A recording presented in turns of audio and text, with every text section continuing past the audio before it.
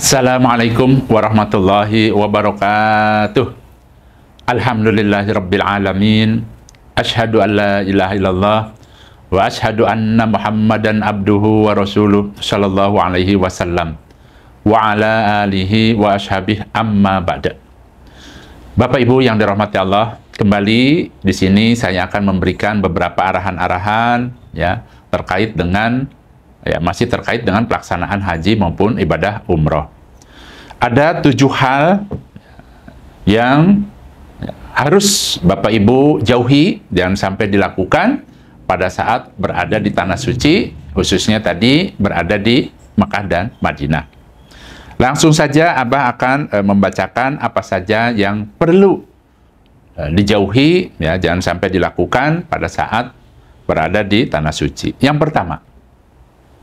Yang pertama, jika sendal hilang ya saat di masjid, baik itu di Masjidil Haram maupun juga di Masjid Nabawi, maka di sini Abah sangat-sangat mengingatkan ya, jangan sampai mengambil sendal orang lain sebagai penggantinya. Ingat itu ya, jangan sampai mengambil sandal orang lain sebagai penggantinya. Hukumnya dosa, hukumnya haram. Itu yang pertama. Nah, kejadiannya bagaimana? Nah, kejadiannya ini sebagai contoh saja. Ya, yang baik ini ya, yang baik. Kebetulan Abah pernah juga hilang ya beberapa kali di masjid yang belum lama, insya Allah di Masjid Nabawi. Ya, jadi kalau di Masjid Nabawi khusus ya, pintu laki-laki, ketika kita masuk kemudian ya sebaiknya memang bawa kantong kresek. Masukkan ke kantong kresek, kemudian masukkan ke tas. Nah, adapun waktu itu Abah mencoba dimasukkanlah ke loker. Ada kotak-kotak di sebelah kiri, sebelah kanan pada saat kita masuk itu tersedia. Nah, kemudian Abah pilih ya yang kira-kira ingat nomornya, kemudian Abah simpan dan kebetulan warnanya sangat mencolok ya, insya Allah warnanya biru. Jadi supaya mudah terlihat. Tapi kenyataannya pada saat setelah selesai sholat, kemudian Abah ke tempat yang tadi, ternyata sendal sudah hilang. Nah, yang baik bagaimana? Yang baik itu adalah istirja. Ya, istirja, inna lillahi wa inna ilaihi raji'un. Allahumma jurni fi musibati wa akhlifli khaira minha. Jadi, kita minta kepada Allah, ya, intinya dari doa yang tadi Abah sebutkan tadi, ya, bahwa apa saja di dalam kehidupan ini Allah sudah atur dan kita kembalikan kepada Allah. Dan kita mintalah kepada Allah ganti yang jauh lebih baik. Itu intinya. Inti dari keterangan doa yang Abah jelaskan tadi. Nah, berarti kalau Bapak Ibu terjadi hal yang seperti Abah jelaskan, jangan ngambil sendal orang lain. Karena pernah ada, Abah mendengar, ya, karena sendalnya hilang, dia bingung, akhirnya main comot aja, sendal punya orang lain diambil. Nah, ini jangan sampai dilakukan. Ya, kasihan orang yang nanti diambilnya. Sudah Bapak Ibu, ya, umpamanya nih, kejadian seperti itu, ngambil punya orang, berarti kan berdosa. Nah, coba perhatikan orang yang kehilangan itu juga sama. Sudah berdosa, kemudian orang itu dibuat susah. Ya, ingat ya, jangan ngambil sendal punya orang lain sebagai gantinya. Nah, itu perlu diingat karena ya insya Allah ya Abah sendiri juga sudah beberapa kali ya pernah hilang ya. Mungkin orang tersebut bukan sengaja ngambil.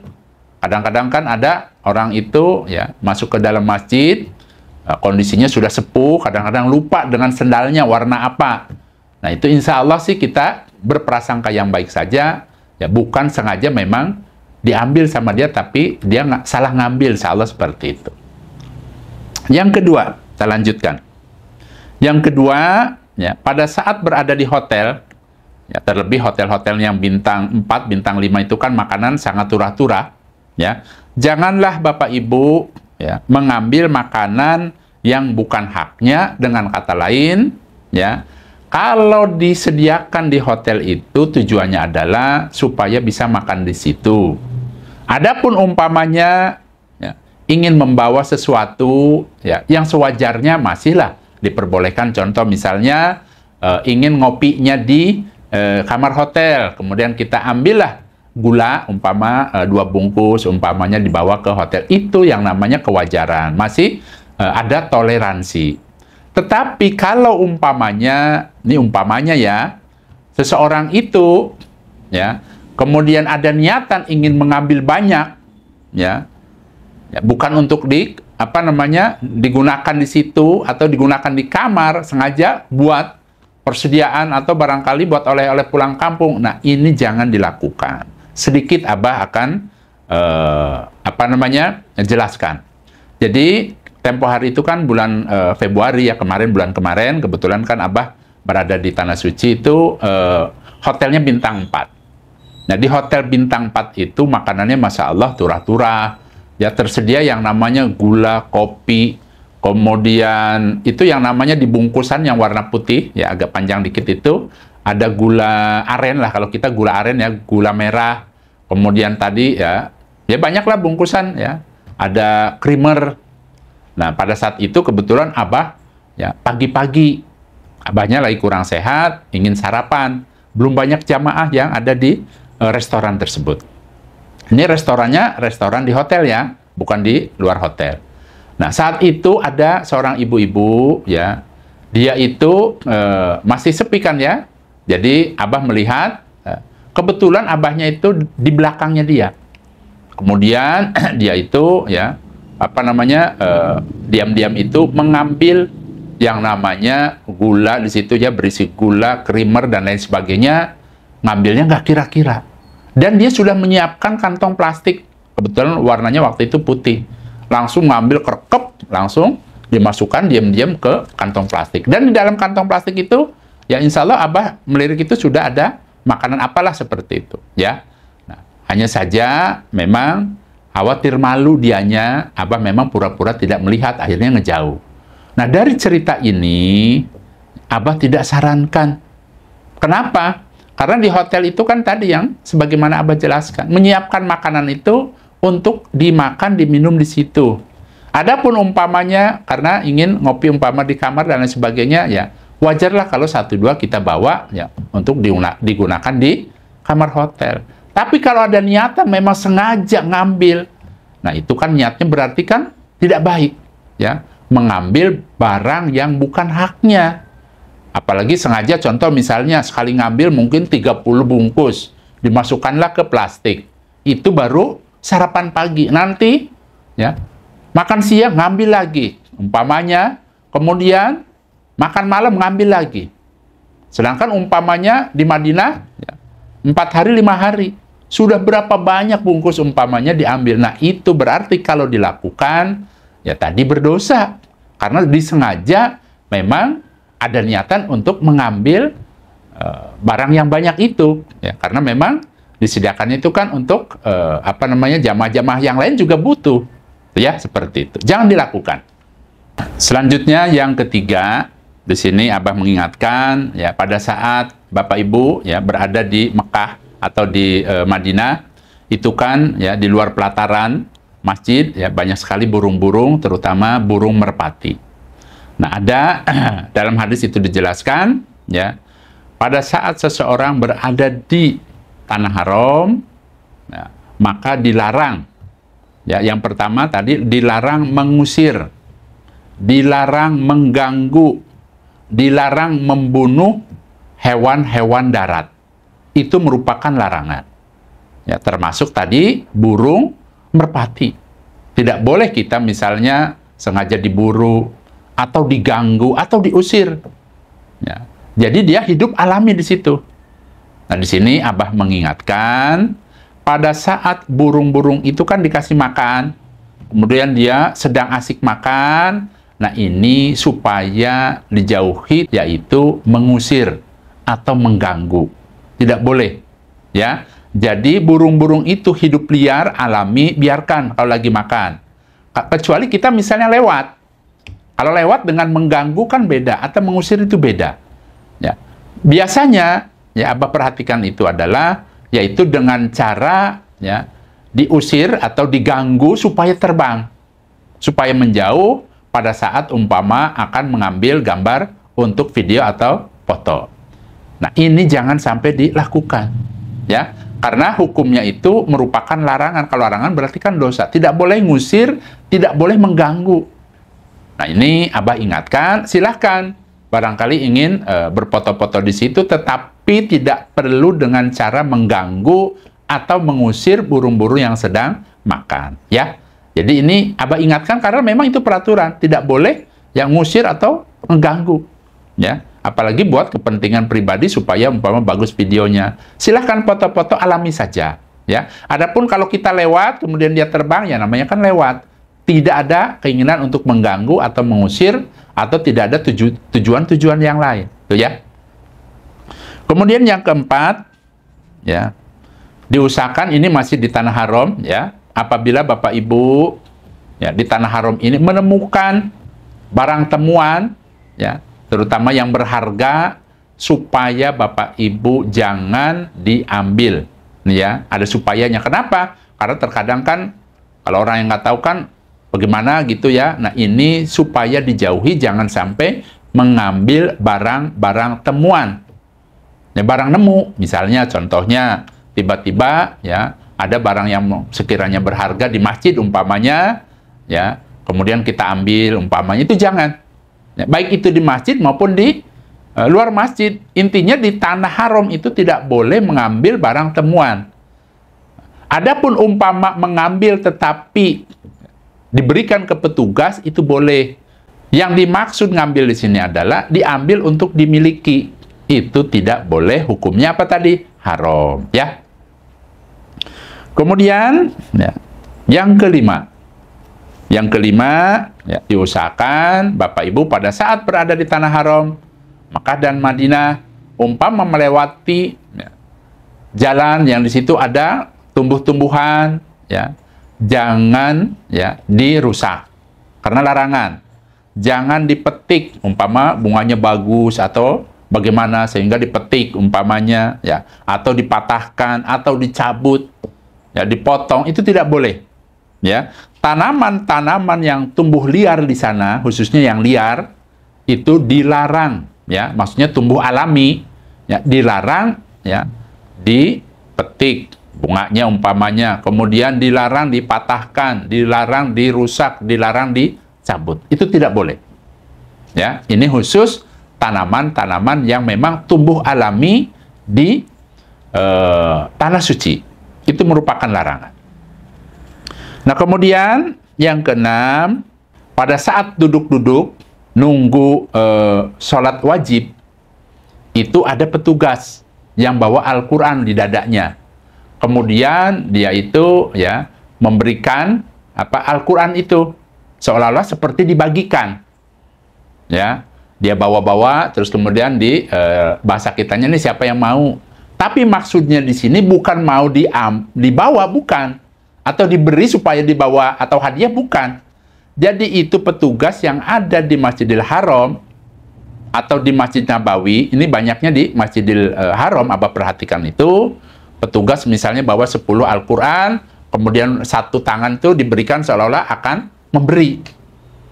Nah, ada orang ngambil, kemudian dibaca. Nah, tetapi di sini Abah ingatkan hanya khusus dibaca, bukan kita setelah baca kemudian dimasukkan ke tas kita bawa pulang, bukan, ya, supaya bisa dibedakan. Ya, dikhawatirkan dikiranya petugas itu ingin sedekah Al-Quran, ya. Jadi itu maksudnya siapa yang mau baca Al-Quran silahkan nih, gitu, ya. Lanjut, yang terakhir, yang ketujuh, ini, ya, umumnya untuk laki-laki, Abah mengingatkan, ya, pada saat kita niat ibadah, ingat ya, kita, ya, jauh-jauh dari Indonesia niatnya ibadah umroh, niat kita sudah suci, sudah baik. Nah, kemudian, ya, setelah kita niatnya ibadah di sana, berarti kan, ya, kita ini berharap Allah itu menyayangi kita, Allah itu mengabulkan doa-doa kita, Allah itu mengampuni dosa-dosa kita. Berarti bagaimana caranya supaya Allah sayang sama kita, Allah mengabulkan doa-doa kita, Allah, mengampuni dosa-dosa kita, berarti kitanya harus menjauhi apa-apa yang dilarang oleh Allah. Itu kuncinya. Ya, berarti apa? Supaya dijauhi larangan-larangan yang Allah tentukan. Di antaranya, ya ini menyangkut ke nomor 7, yaitu Abah tidak sarankan bapak-bapaknya membawa rokok. Ya, membawa rokok ke tanah suci. Niatnya kan ibadah. Ingin mendekat kepada Allah. Sedangkan Allah itu tidak suka dengan tadi ya orang yang merokok. Nah, kejadiannya seperti ini juga, ya.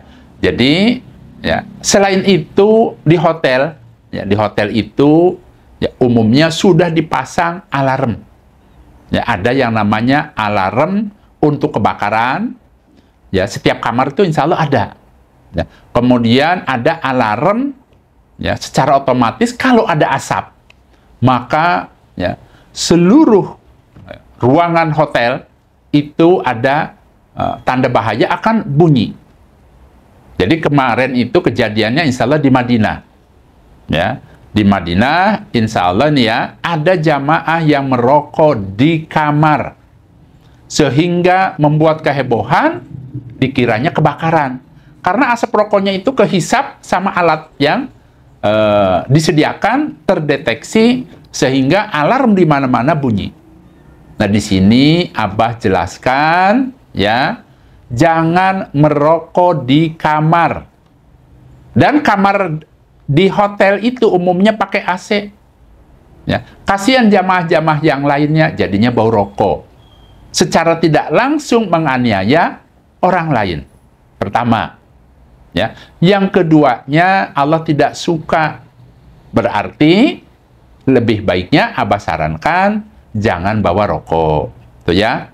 Kan kita ingin DP-DP kepada Allah, ingin mendekat supaya diampuni. Jauhi apa-apa yang tidak disukai oleh Allah. Ya. Jauhi ya, larangan-larangan yang memang sudah Allah dan Rasulnya tentukan. Ini di sini Abah ingatkan, kita di sana itu kan niatnya ibadah. Jangan sampai uang yang begitu banyak ditabung sama Bapak Ibu, ya, kemudian niatnya ibadah, tetapi melakukan hal-hal yang tidak disukai oleh Allah. Ya, bagaimana Allah akan sayang? Bagaimana Allah akan mengampuni dosanya? Kalau orang tersebut ternyata melakukan hal-hal yang tidak disukai oleh Allah dan Rasulnya. Nah, di sini Abah ingatkan, ya. Nah, ini mohon maaf, karena memang ini perlu diingatkan. Dan bahkan, ya, kalau sekiranya tadi, ya, umpamanya tadi, ya, kejadian yang Abah jelaskan tadi, ya, mengganggu orang lain, ya, di kamar, kemudian ngerokok, kemudian terjadi kehebohan. Nah, itu nanti, ya, akan berhubungan dengan aparat. Ya, jadi bukan saja dengan aparat kepolisian yang di luar, nanti kan pihak hotelnya tidak terima, bisa saja nanti berurusan dengan pihak yang berwajib di sana. Karena memang hotel itu ya memberikan arahan-arahan tidak boleh merokok di kamar, karena kamarnya kan pakai AC, itu ya, seperti itu. Mudah-mudahan Allah memberikan kemanfaatan dan kebarokahan. Nah, jadi 7 hal ini awas ya, jangan sampai dilakukan pada saat Bapak Ibu umroh atau haji, pada saat berada di tanah suci. Kenapa Abah katakan awas? Karena dengan kata-kata awas berarti peringatan. Jangan sampai dilakukan. Tujuannya apa? Tujuannya supaya Bapak Ibu betul-betul yang namanya ibadah itu, ya harapannya supaya diterima. Harapannya supaya dikabulkan doa-doanya, diampuni dosa-dosa. Itu harapannya. Dan harapannya setelah pulang dari umroh, ya kelakuan kita itu tambah baik. Ya, tambah baik. Yang tadinya umpamanya ya suka berbuat hal-hal yang dibenci oleh Allah, sepulang dari umroh, sepulang dari haji, ya, tadi bisa lebih baik meninggalkan apa-apa yang dibenci, apa-apa yang dilarang oleh Allah. Itu harapannya. Karena itu merupakan ciri-ciri haji dan umroh yang mabrur. Baik Bapak Ibu, itu saja sedikit nasihat dan juga peringatan untuk Bapak Ibu yang akan melaksanakan ibadah umroh. Mudah-mudahan bermanfaat. sedikit Abah ingatkan, bagi Bapak Ibu yang memiliki rezeki lebih, kemudian ingin membadal umrohkan kedua orang tuanya yang sudah meninggal, ya, Abah bersama tim siap ya menerima amanah Bapak Ibu. Bila Bapak Ibu berkenan dan percaya kepada Abah, silahkan bisa menghubungi nomor Ibu Nur. Kemudian silahkan konsultasi, atau barangkali ingin langsung video call dengan Abah atau telepon dengan Abah, mintalah ke Ibu Nur supaya bisa disambungkan. Itu ya. Selanjutnya yang kedua, Abah mengingatkan, ya insya Allah sebentar lagi, ya, bulan Juli, Agustus, September, dan Oktober, itu sudah ada paket umroh yang dibimbing Abah. Abah mengingatkan, silahkan mantapkan hatinya untuk bisa mendaftar umroh langsung ke Abah, hubungi saja Ibu Nur. Apabila ingin video call sama Abah, ya, untuk meyakinkan dan juga untuk menghindari penipuan-penipuan, silahkan minta disambungkan ke Ibu Nur. Jadi caranya seperti itu ya. Hubungi dulu Ibu Nur, kemudian minta video call atau telepon ke Abah. Itu bisa seperti itu ya. Insya Allah kalau umroh ya bersama Abah, yang diutamakan itu adalah masalah ibadah. Ya, masalah ibadah itu nomor satu. Karena tujuan Bapak Ibu, ya, umroh itu kan niatnya ibadah supaya mendapatkan pahala, pengampunan, dan sebagainya. Nah, karena niatnya seperti itu, berarti harus ya, dibekali dengan keilmuan yang banyak. Nah, disitulah Abah ya, sudah menyusun khusus buku tata cara ibadah umroh yang mudah. Doa-doanya mudah, gampang dihapalinnya, dan semua sudah sesuai dengan tuntunan Allah dan Rasulnya. Itu yang pertama.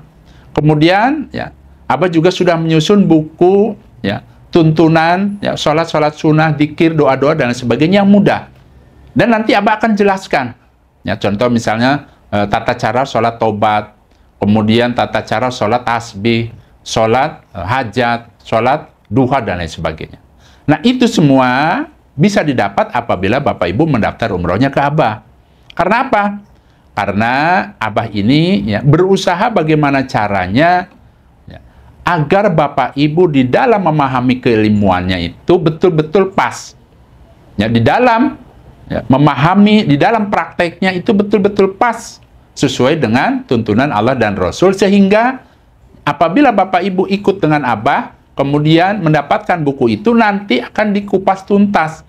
Akan dijelaskan ya, isi buku tersebut. Nah, dengan cara seperti itu, maka sahlah ilmu yang diberikan oleh Abah, kemudian sahlah ilmu yang diamalkan oleh Bapak Ibu. Karena memang, ya, untuk urusan agama ini beda dengan urusan dunia.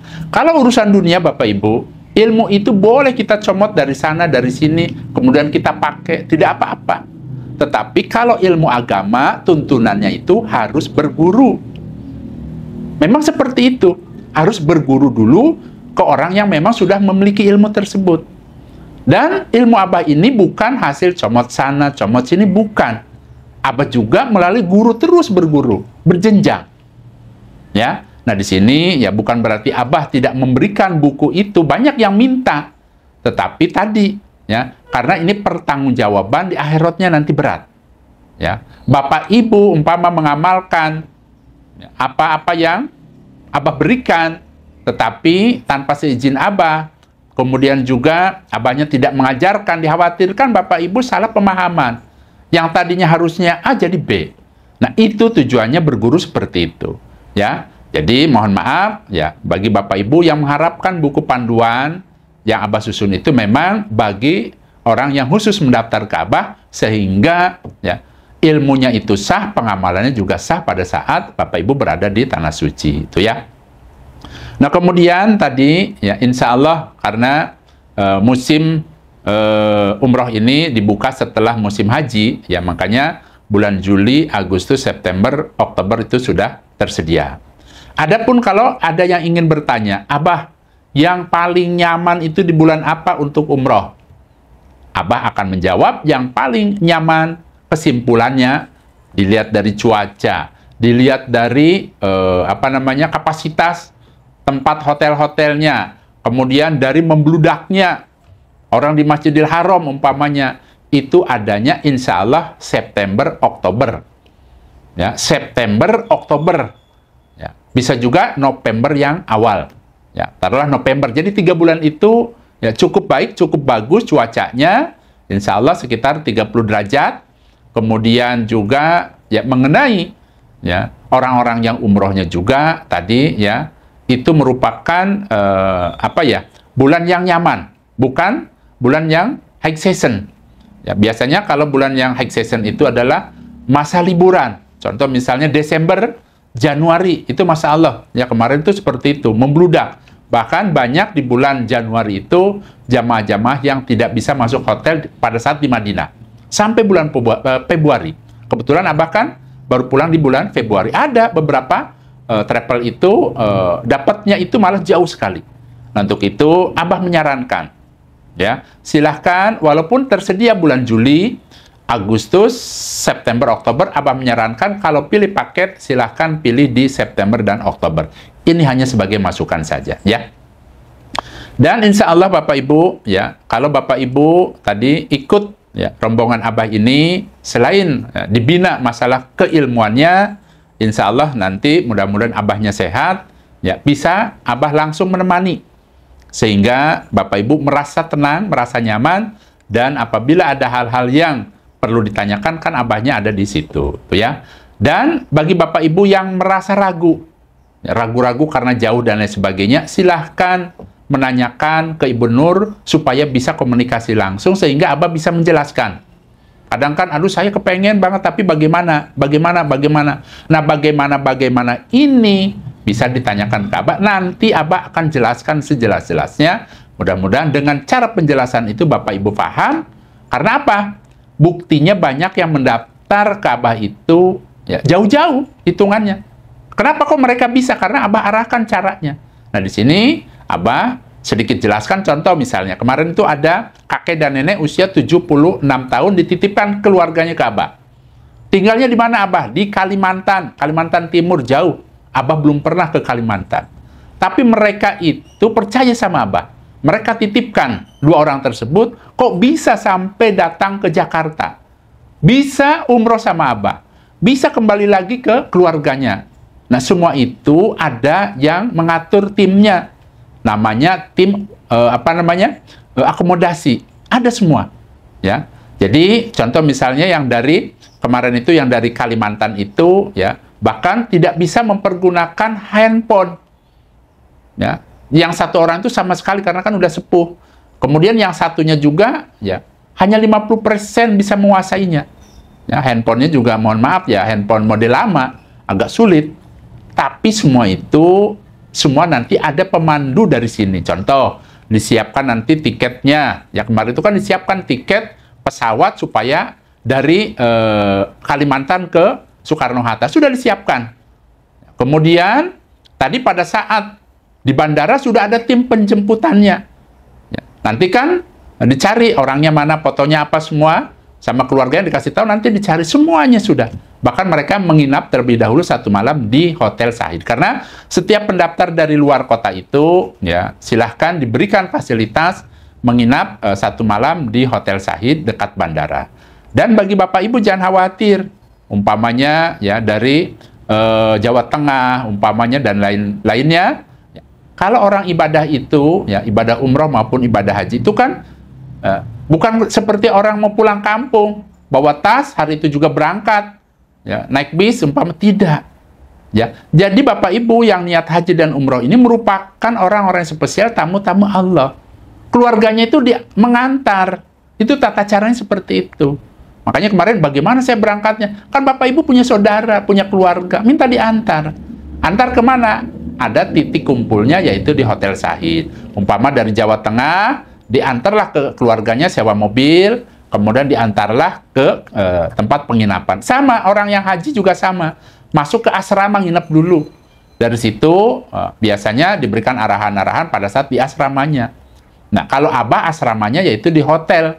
Ya, hotel namanya Hotel Sahid Bandara. Nanti di situ Bapak Ibu, ya dijamu, makan enak di situ ya, di restoran.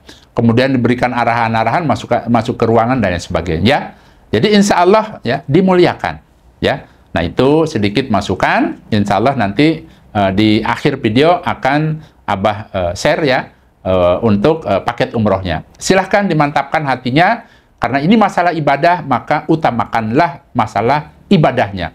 Bagaimana caranya agar Bapak Ibu betul-betul ibadahnya sesuai dengan tuntunan Allah dan Rasul, kemudian bisa maksimal ibadahnya, bisa sempurna. Dengan begitu harapannya Bapak Ibu umrohnya bisa mabrur, ya. Alhamdulillah, jazakumullahu khairan. Abah pamit. Wassalamualaikum warahmatullahi wabarakatuh.